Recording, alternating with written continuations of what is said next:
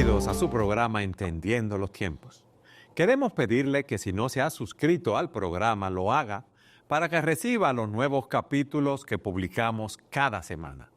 Hoy vamos a hablar de las profundidades de la vida y su significado a través del lente del libro bíblico de Eclesiastés. Este libro del Antiguo Testamento está lleno de sabiduría. Es un libro que nos confronta con la complejidad de nuestra existencia, las alegrías, las tristezas y la ineludible brevedad de la vida. Sujel, bienvenido. Gracias, Eduardo, y gracias otra vez por animarte a hacer otro programa sobre el tema del libro de... Que estamos esperando ese libro tuyo que va a salir, pero es en octubre y mientras tanto queremos conocer, ¿verdad? Diferentes aspectos que vas a tratar en el libro, porque tu libro no es solamente un análisis exegético del libro de Eclesiastés, sino tú has volcado allí tu experiencia de más de 40 años en el ministerio y como predicador, como consejero y las propias experiencias que tú has tenido también personales, familiares, relacionales en ese libro. Entonces es sumamente interesante y nosotros que tenemos una amistad de 45 años, 44 años, sabemos, ¿verdad?, el contenido de ese libro. Tú empiezas hablando en el libro de una similitud entre una canción de Johnny Mitchell y el libro de Eclesiastés. ¿Tú puedes hablarnos de esto? ¿Por qué empieza por ahí, en la introducción? De hecho, hay un autor que escribió un libro sobre Eclesiastés, Peter Barnes, que escogió el título de esa canción de Johnny Mitchell, que se llama Both Sides Now, o sea, ambos lados al mismo tiempo. Sí. O ahora, la idea de Johnny Mitchell es, yo he visto la vida desde diferentes ángulos, la he visto desde diferentes perspectivas, he visto el amor, he visto las perplejidades, las angustias, y me he dado cuenta que después de haber visto ambos lados de la misma situación y de la misma experiencia, yo no sé nada del amor, yo no sé nada de la vida. O sea, es como esa perplejidad de, he analizado esto y todavía no entiendo. Y cuando lees el libro de Eclesiastés, te das cuenta que el autor está diciendo, desde una perspectiva aún más profunda, vamos a analizar la vida desde los dos lados, pero los dos lados son debajo del sol y por encima del sol. O sea, vamos a ver la vida debajo del sol y ver qué pasa cuando nosotros limitamos nuestra existencia a lo que ocurre aquí y ahora y trato de entender la vida desde esa perspectiva y al final termino sumido en un mar de perplejidad, no entiendo. Yo tengo que ver la vida desde los dos lados, o sea que es por eso la idea de la canción de Johnny Mitchell, porque nosotros los cristianos sí podemos ver both sides now. Nosotros sí podemos ver ahora la vida desde los dos lados, desde la perspectiva terrenal y por encima del sol. Esa es la perspectiva que te presenta el autor de Eclesiastés. Pero como yo te decía en un programa anterior, me encantó una frase que leí hace unos días de Naval Ravikant, es un empresario, pero él dijo una vez, nadie debe escribir un libro hasta que se convierta en ese libro. Y en ese sentido, escribir un libro sobre Eclesiastés no solamente requiere tener una comprensión exegética, bíblica del libro en el contexto de la literatura sapiencial del Antiguo Testamento y aún dentro del contexto de todo el Antiguo Testamento, sino también haber experimentado en carne propia esa misma perplejidad de la que habla el autor. Y yo creo que en ese sentido Dios en su providencia decretó varias cosas en nuestras vidas, sobre todo en este último tramo de nuestras vidas, que como yo te decía hace un tiempo, yo me alegro no haber escrito este libro hace años atrás, luego de haber predicado la serie del libro de Eclesiastés. Yo creo que yo no estaba listo todavía. Y no quiere decir que lo que ha salido ahora, lo que va a salir ahora publicado, tú nunca estás listo, en el sentido de que tú siempre estás aprendiendo y aprendiendo y aprendiendo y aún experimentando en la vida lo que la palabra de Dios te enseña. Pero es como si hubiera un mínimo que tú necesitas para poder abordar un libro como Eclesiastés. Sujel, la vida debajo del sol, vamos a llamarlo así, tiene muchas cosas que nos dejan perplejos, como tú has dicho, situaciones que podemos entender y muchas que no podemos entender, como es el dolor y el sufrimiento, que si no vemos la vida por encima del sol, no podemos trabajar con eso.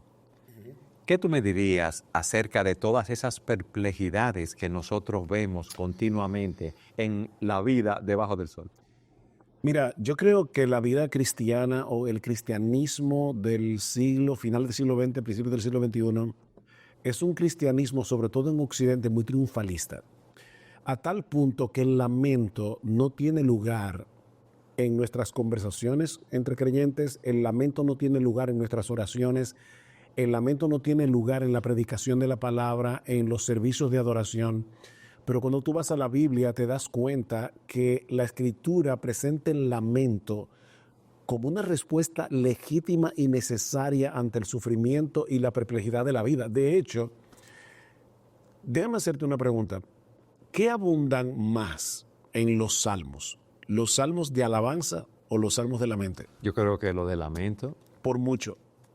Por mucho. No lo parece porque uno tiende a destacar las partes de alabanza, de liberación, y no la parte de tristeza y lamento, no solamente por el sufrimiento de cosas que nos han ocurrido, sino lamento por el pecado. Yo animo a los creyentes que nos están viendo a ver el libro de los Salmos y tratar de entender de qué trata cada uno y sumar el número de salmos de alabanza versus el número de salmos de lamento. ¿Tú lo analizaste? A ver cuánto hay de cada uno de los Sí, 150. hace tiempo, pero ya no, ahora mismo no tengo el dato en la cabeza, pero era casi 3-1. 3-1. Son salmos de lamento. O sea que si hay 150, hay 90. Pues vuelvo y te repito, no lo recuerdo ahora, no quiero tener cuidado para no dar un dato inexacto, pero la idea es, son muchos salmos de lamento. Nosotros vemos en el libro de los Salmos una amplia variedad de experiencias y una amplia variedad de emociones. Y lo que vemos es que el lamento no es falta de fe, el lamento es más bien una expresión de fe. Y yo te digo eso porque el libro de Eclesiastés tiene esa particularidad.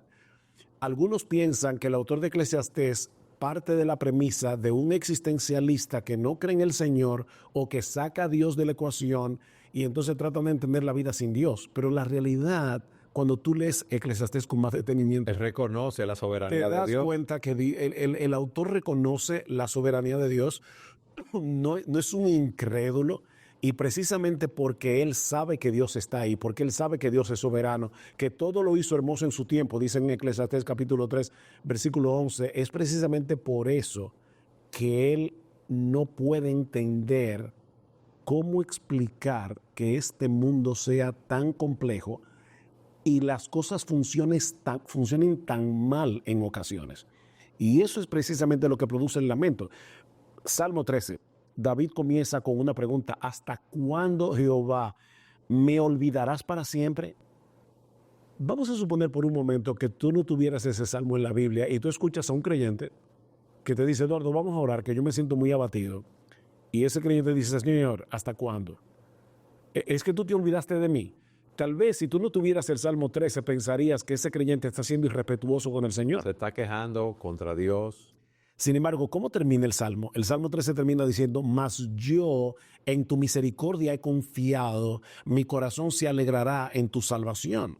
Y ahí nosotros vemos que una de las diferencias fundamentales que los salmos nos enseñan es la diferencia entre quejarse de Dios y quejarse con Dios o ante Dios. Él expresa su queja y luego expresa al final su confianza en que Dios está ahí reinando. Fíjate, quejarnos de Dios revela un corazón que está endurecido por el pecado. Yo no me debo quejar de Dios. Y de hecho, yo a veces oigo creyente que dice: yo estoy molesto con Dios, como si eso fuera una virtud. No, eso no es una virtud.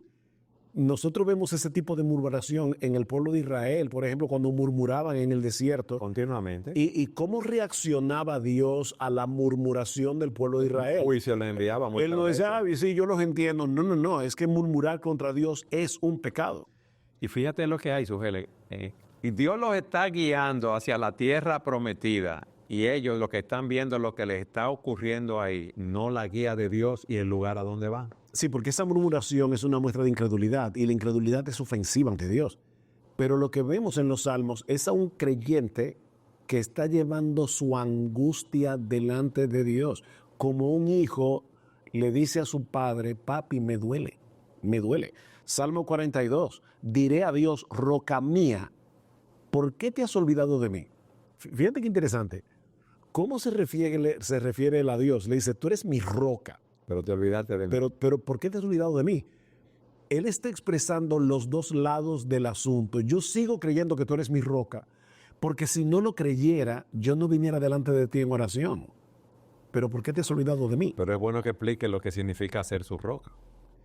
Mi refugio, la base de mi estabilidad, fe, mi confianza. lo que me provee estabilidad. Ahora, ¿acaso no vemos eso en el mismo Señor? El Señor Jesucristo le dice a Dios en la cruz, Dios mío, ¿por qué me has desamparado? Entonces, nosotros sabemos que Jesús nunca pecó. Por lo tanto, nosotros podemos traer esas quejas o esos clamores. angustias, esos clamores. Salmo 34, 18. Cercano está Jehová a los quebrantados de corazón y salva a los contritos de espíritu. ¿Qué significa eso? Que Dios no se molesta con nuestros lamentos cuando son expresados con honestidad, pero en un contexto, en un marco de fe. Y se puede tener las dos cosas a la vez. Tener la fe y tener el lamento. Y llevar ese lamento delante del Señor. Y eso es precisamente lo que nosotros vemos en el libro de Eclesiastés. Sugel, a mí me gustaría que tú abundaras explicándonos cómo esa existencia de Dios debe ayudarnos para poder interpretar todo lo que ocurre en la vida. Ok, déjame leerte entonces algunos textos del libro de Eclesiastés y veamos primero cómo el autor coloca a Dios en el panorama, no lo saca fuera, para luego entonces responder tu pregunta. Eso es vital. Si no entendemos eso, vamos a vivir en confusión, vamos a vivir en queja, no en lamento.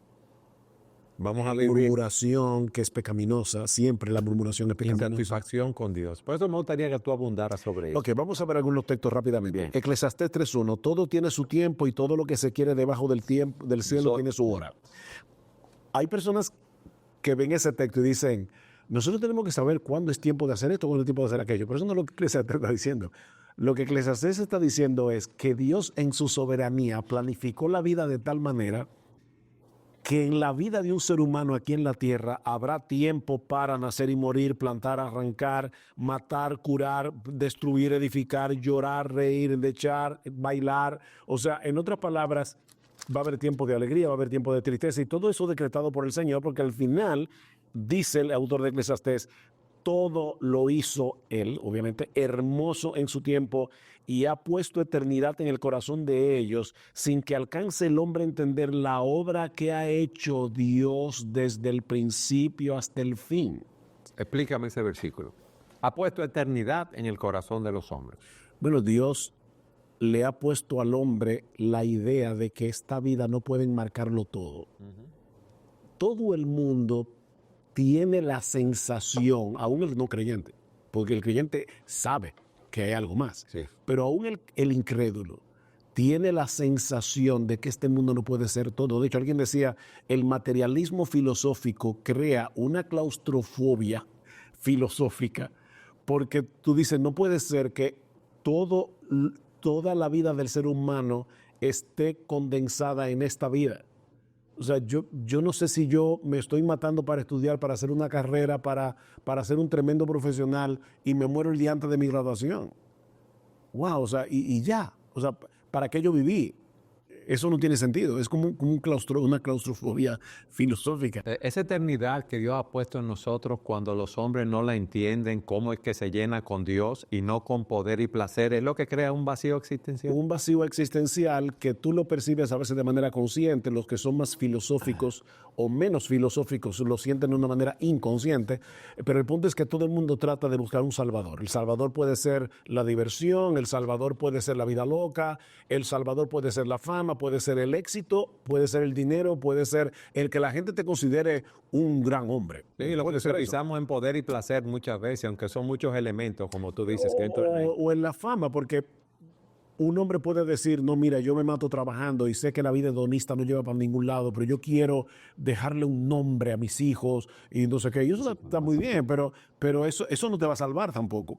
En el mismo Eclesiastés capítulo 3, he entendido que todo lo que Dios hace será perpetuo.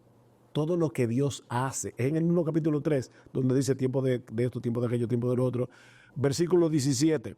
Y dije yo en mi corazón, al justo y al impío juzgará Dios, porque allí hay un tiempo para todo lo que se quiere y para todo lo que se hace. Este hombre entiende que la historia termina en un juicio. No es un incrédulo, no es un ateo, es un creyente. Pero mi punto es que precisamente por eso es que para el creyente es posible que la vida sea más perpleja que para el impío. ¿Por qué? ¿Por qué reconoce la existencia de Dios y no reconoce esos sufrimientos que vienen a su vida? Ok, déjame cualificar lo que acabo de decir. En ocasiones, porque al final, no, el creyente sí tiene un mejor entendimiento de la vida que la que tiene el incrédulo y sí puede entender mejor lo malo que hay en el mundo, lo puede entender mejor porque sabe que hay un pecado, sabe que este es un mundo caído, sabe que el hombre se rebeló contra Dios. O sea, el creyente sí entiende, pero hay momentos, sobre todo cuando es el creyente mismo, el que está sufriendo la consecuencia de vivir en un mundo caído, donde el creyente puede llegar a decir, Señor, ¿dónde estás tú? No te veo. O sea, yo estoy en un pozo oscuro. Porque en ese momento, Eduardo, y es una cosa que me encanta de Eclesiastés, las respuestas simplistas que dan algunos creyentes no funcionan. Ponme ejemplo de las respuestas simplistas. Ha muerto el familiar de alguien, está en tristeza, está en aflicción, y alguien va Eduardo, a consolarlo. a ti y a mí nos ha tocado como pastores a lo largo de más de 40 años tener que decirle a una persona que su papá, su hijo, acaba de morir. Llevarle la noticia a nosotros. Sí, es una de las partes más duras que yo he tenido en mi ministerio pastoral. Yo recuerdo en una ocasión, yo me fui en un viaje misionero con un hermano de aquí de la iglesia.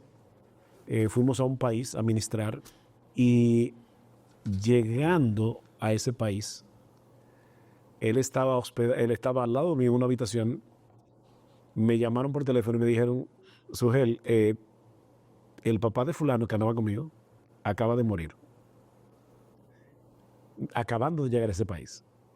Y yo tuve que ir donde esta persona, sentarme con ella y decirle, mira, tu papá acaba de morir. Esa experiencia es muy fuerte. En ese momento, perdona. No, que a nosotros también nos ha tocado el momento de familiares que han fallecido en accidente, el padre de hermanos que nos han llamado a nosotros los familiares para que se lo comuniquemos. Tú sabes lo duro, lo triste, lo difícil que es eso. De hecho, a mí me tocó en una ocasión estar en el hospital, o sea, me llamaron y me dijeron, mira, a fulano de tal, sus 2 hermanas se acaban de matar en un accidente. Sal corriendo para el hospital porque ellas salieron para allá pensando que sus hermanas están vivas. Y cuando tú te enfrentas con algo así, No.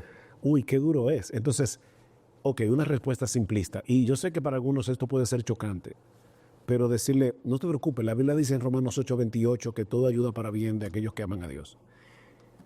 Yo no creo que ese sea el momento para venir con este versículo, que es un versículo bíblico que es verdadero, 100% verdadero, independientemente del dolor. Pero tú tienes que saber cuándo es el momento de tú venir con ese texto bíblico y cuándo es el momento para tú simplemente Llorar con ellos que están llorando.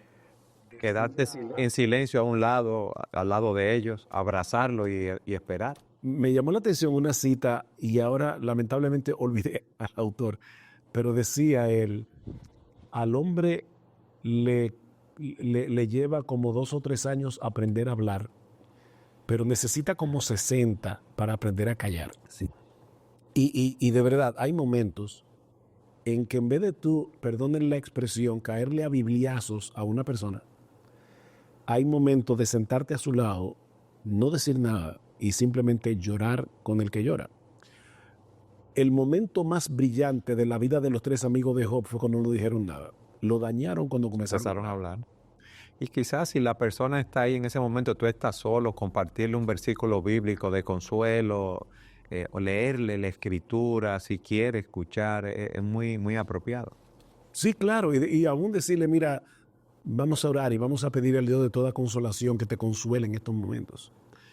Porque Subel, Pero el punto es que a veces yo he visto como una persona que está en sufrimiento y a otro creyente, a esto que yo me refiero con una respuesta simplista, para hacerlo más claro, tú tienes que confiar en el Señor, porque la Biblia dice, como si el hecho de que esa persona estuviera en dolor, en un dolor muy profundo, ya eso en sí mismo sea una muestra de que no está confiando en el Señor. Y no es que las dos cosas pueden estar en el corazón de un creyente, un profundo dolor, una profunda angustia y una profunda fe. Nicholas Woltertoft escribió un libro que se llama Lamento por un hijo. Y es una pieza, o sea, es un hombre que está expresando claramente cómo se siente ante la muerte de su propio hijo. Y uno tiene que entender esa angustia en el momento. ¿Qué es lo que le pasa al autor de Eclesiastés? No se trata simplemente de alguien que está de manera fría y académica filosofando sobre la vida. Es alguien que se enfrenta a las injusticias, que se enfrenta al hecho de que un hombre muy malo muere casi a los 100 años y un creyente, y yo te puedo citar a muchos como Jim Elliot en Ecuador o como Greg Bansen, que fue uno de los grandes apologistas y pensadores cristianos del siglo XX, que murió a los 47 años. Y tú dices, wow, todo lo que Greg Bansen pudo haber producido, era un hombre a quien Dios lo dotó con una capacidad intelectual, capaz de poder analizar las cosas y de poder dar una respuesta bíblica y tener debates con ateos que todavía están ahí en YouTube, y se muere a los 47 años. ¿Cómo tú explicas eso?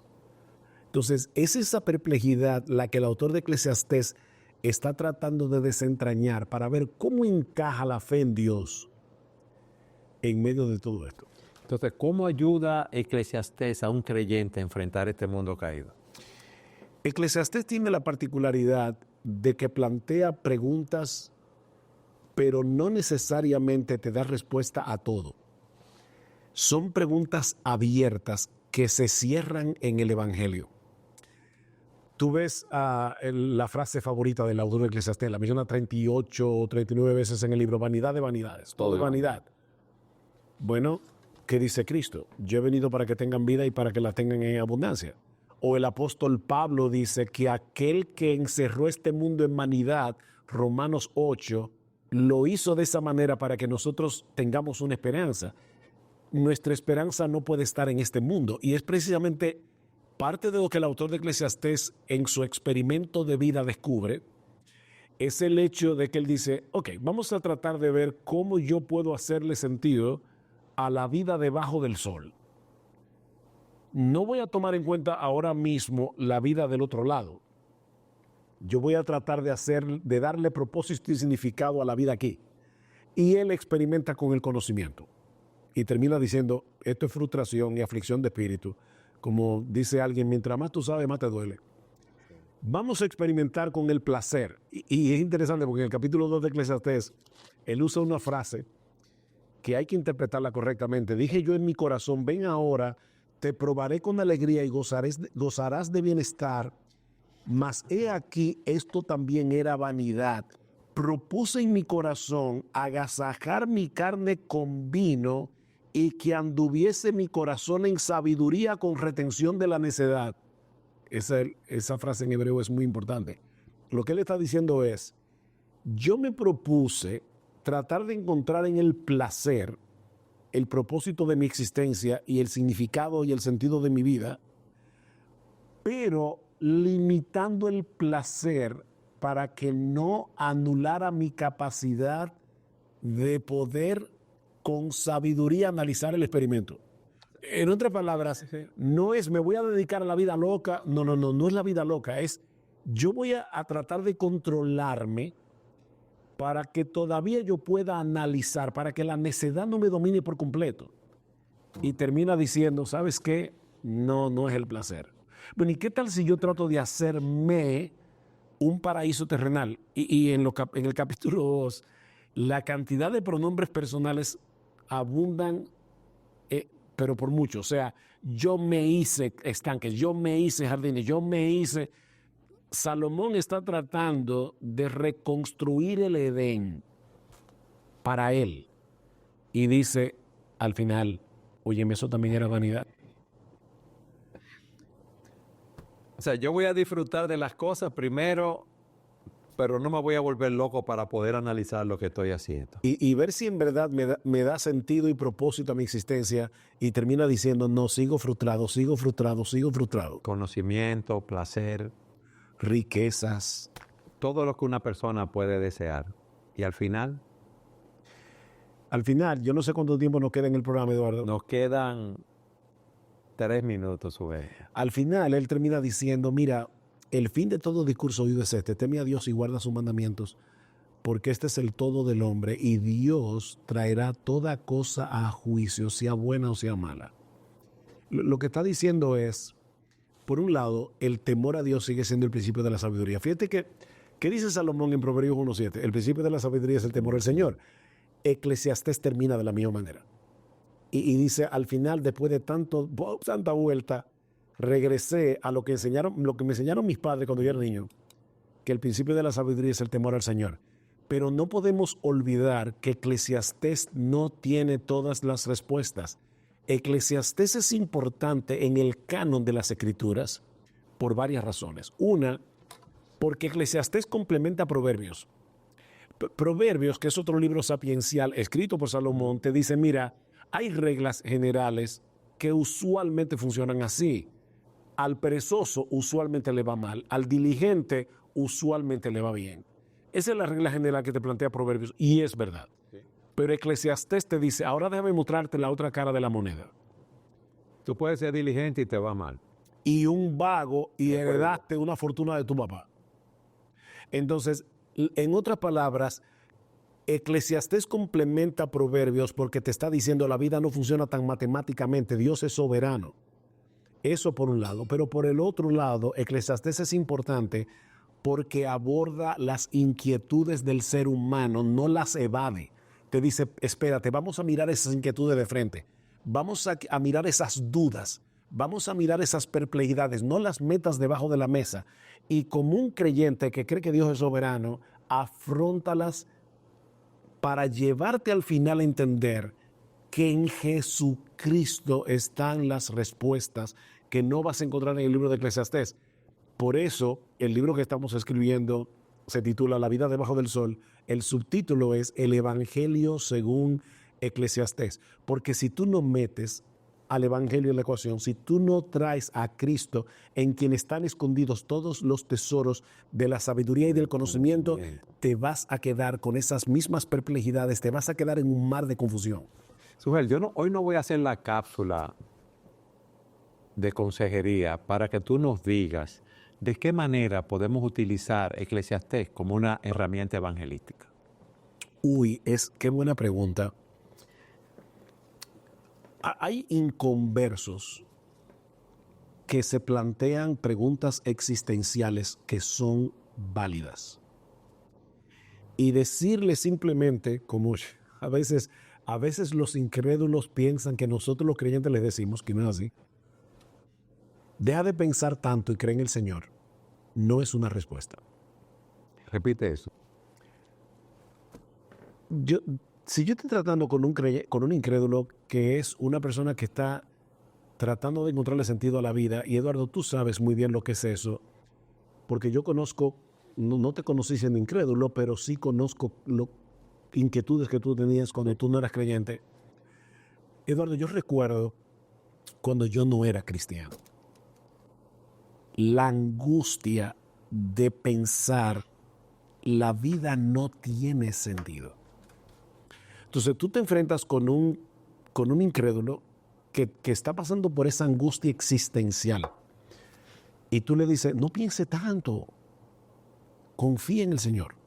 Y oye, es una buena, confía en el Señor siempre será un buen mensaje. Pero Eclesiastés le dice, ¿sabes qué? Yo puedo entender tu perplejidad.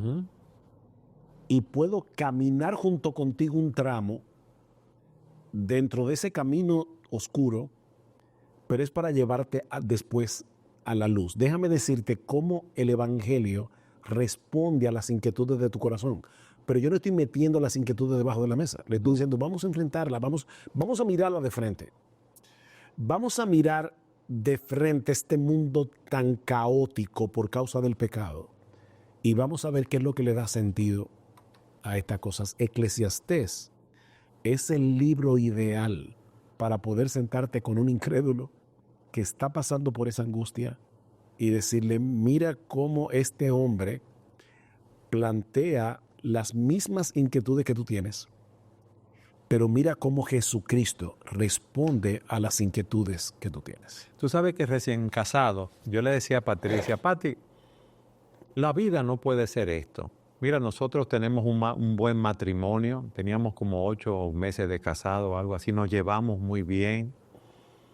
Y vamos a tener momentos alegres, si Dios nos concede hijos, a prosperar en el negocio. Y vamos a tener momentos tristes, vendrán enfermedades, veremos morir seres queridos, nosotros moriremos un día. Y yo preguntaba y le decía, ¿y después de la muerte qué? Pero cuando conocí el Evangelio, cuando me predicaron el Evangelio, ya yo no me hice más esa pregunta. Porque yo encontré lo que buscaba cuando encontré a Jesucristo y la obra, entendí la obra que Él hizo por mí y fui a sus pies arrepentido de mis pecados y confiando en Él como mi Salvador. Cuando yo entendí el Evangelio y el Señor abrió mis ojos y me salvó, yo sentí que por primera vez en mi vida yo estaba pisando tierra firme. Si me permites, déjame leerte algo que escribí en la introducción del libro para ver para quiénes está dirigido el libro. El propósito de este libro es acompañarte en un recorrido profundo y reflexivo por el mensaje de Eclesiastés, abordándolo como un comentario expositivo que tome en cuenta el significado del texto en su contexto bíblico. O sea, yo quiero que tú entiendas Eclesiastés, pero mi deseo es que al leer estas páginas puedas descubrir cómo las reflexiones del predicador, aunque escritas hace miles de años, siguen siendo poderosamente relevantes para las preguntas y luchas de nuestro tiempo. Más adelante digo, además, este libro está diseñado para guiar a los creyentes que enfrentan la perplejidad de vivir en un mundo caído, lleno de injusticias, dolor y preguntas y respuestas claras. Eclesiastés nos muestra que no estamos solos en nuestras luchas, y este comentario busca animarte, fortalecer tu fe y consolar tu corazón. Wow, qué bien. Y es lo que, o sea, en otras palabras, es un libro en el que tratamos de ser pastorales a la hora de abordar estas cosas, desde el texto bíblico, obviamente, no evadiendo el texto. Sujel, gracias. Yo me imagino, yo tengo una copia del libro en el sentido de lo que tú has hecho, ¿verdad? Del borrador, y lo puedo ir leyendo. Pero yo quiero que nuestro público pueda ir saboreando lo que viene en ese libro, porque aquí podemos tratar algunos aspectos y algunos temas, pero no el libro completo. O sea que estamos entusiasmados en hacer más programas acerca de ese libro que viene. Gracias, porque como te he dicho en privado, este es un proyecto que ha estado en mi corazón por muchos años y que yo espero en el Señor que Él quiera bendecirlo, porque obviamente esto es una obra limitada, de un autor limitado, pero el Espíritu Santo puede ir más allá de las letras que están ahí y darle consuelo y fortaleza a creyentes que están preguntándose cosas, pero también el libro tiene un propósito evangelístico y es mi deseo que incrédulos puedan exponerse y ser movidos a buscar en el Evangelio las respuestas de un corazón perplejo. Amén. Hoy hemos explorado cómo tenemos perplejidades en esta vida, pero existe un hilo de redención y propósito que corre a través de todas las Escrituras, como tú nos has dicho, Sujel, y culmina en la persona de Jesucristo. Eclesiastés no nos deja solos con nuestras preguntas, en cambio nos lleva a tener una fe que es más profunda, una fe llena de esperanza, una fe, como dijimos, que encuentra su cumplimiento en Cristo, quien ofrece respuestas y redención a nuestras luchas más profundas. Y esperamos que este programa haya iluminado tu comprensión, que haya fortalecido tu fe, que te haya recordado que en cada temporada de la vida, en cada alegría, en cada desafío, en cada tristeza, hay un propósito divino y una promesa eterna. El Señor los bendiga.